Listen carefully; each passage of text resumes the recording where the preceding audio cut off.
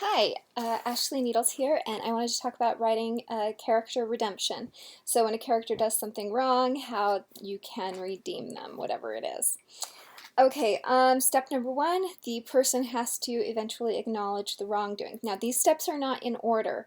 These can come at any point during the thing. But it is very important that in real life and in our writing that a character who does something bad acknowledges the wrongdoing.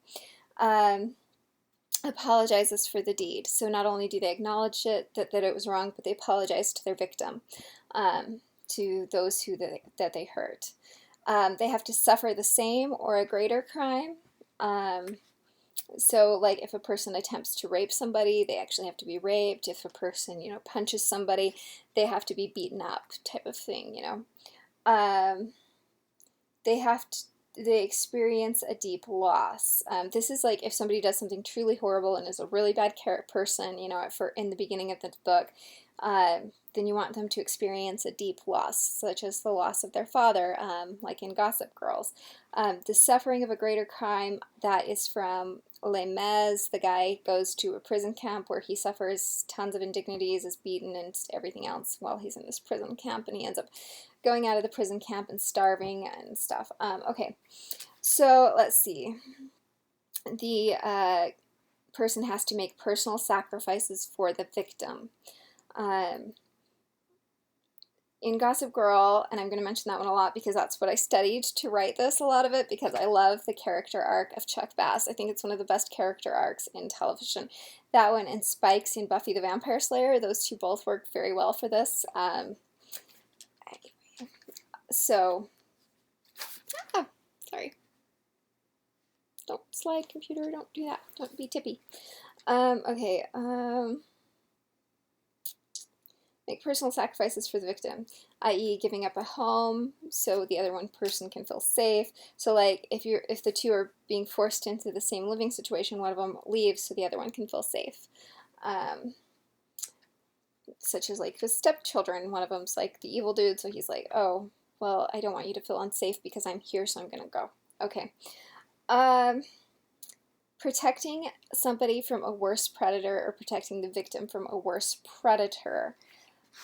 So you have to have, if in a redemption story, there has to be a greater evil than the person that you're trying to redeem. Yeah. Uh, if you're writing it that way. Otherwise, if there's not a greater evil, then you have to just heap more punishment on the person. But anyway, that's an optional one. Okay, so to create a lot of drama and heartstring pulling for this character, this person has to do something kind, and that kindness has to backfire. So they have to be duped by being kind to some, and that the person that they're kind to has to take advantage of them. And this creates a pull between their new self and their dark self, the person that they want to be versus the person that they are. When they get duped, and that creates a really beautiful pulling into will they or will they not revert back to their old ways. And it makes you start caring about this character's journey. They have to seek justice for somebody else, whether it was their victim or someone who was hurt by someone else, where they mete out punishment to that person. They have to seek justice for someone else. This person has to start caring about someone or something, and they have to do it even when it's hard. So this person has to care about somebody who cheats on them or lies to them or something, but they have to continue caring about the other person because this person made mistakes, so they're going to be able to forgive and love the other person, even if they get angry, they're still supposed to love this other person through that, and that. So even when it's hard, even when there's like miscommunication, misunderstandings, fights, whatever, this person has to still care about that person. Okay, they have to save someone else, which goes into seeking justice, but seeking justice can be the different. Why I put these as two different things is because seeking justice can be punishing the wrongdoer, and then saving somebody else can be where they actually So yeah, they have to protect the victim, and then they have to save someone else who they owe nothing to, and this shows a genuine change, that they're not just trying to do it to feel redeemed, but that they actually have changed and have gone a step beyond just trying to be redeemed. So they have to save someone that they owe nothing to.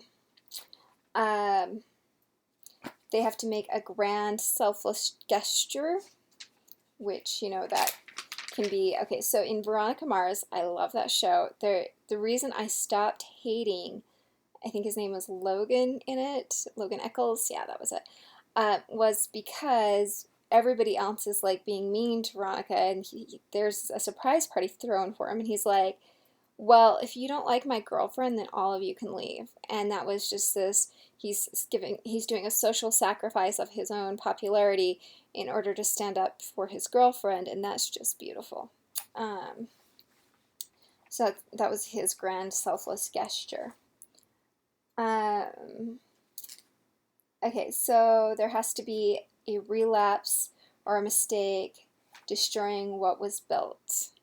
Now, the reason there has to be this relapse is because, and destroy something that was built, so that it has to destroy the relationship with the person that they care about, or something that, or the business that they've built or something. And the reason there has to be this relapse is because it shows that the person is still struggling with their old self, with their own desires, their own difficulty with telling the truth, or with greed, or with callousness, whatever it is that they've been struggling with.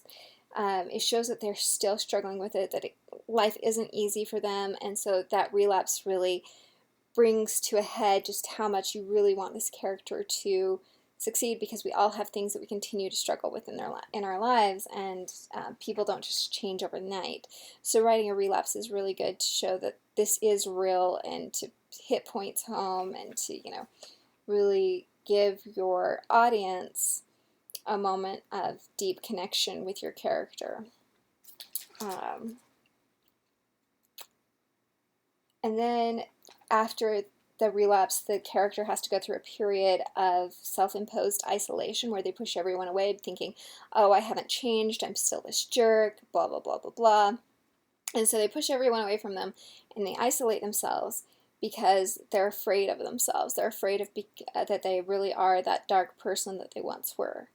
And then you have to have something that humbles them, that makes them allow someone else in, because you have to have someone who will fight their way back in and to make that character believe in themselves again.